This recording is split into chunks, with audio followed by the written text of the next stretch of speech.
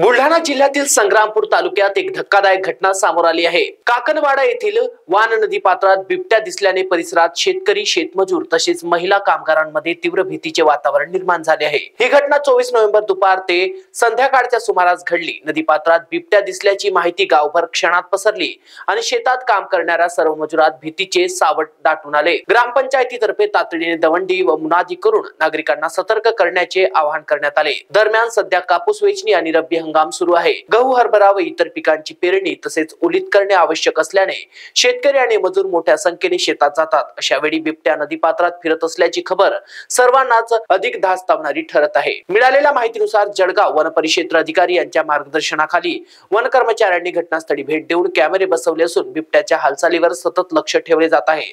तसेच नागरिकांनी अनावश्यकपणे नदीकाठावर किंवा एकांतात जाऊ नये अशी सूचना देण्यात आली आहे। महाराष्ट्र T24 करिता सचिन पाटील, संग्रामपूर, बुलढाणा।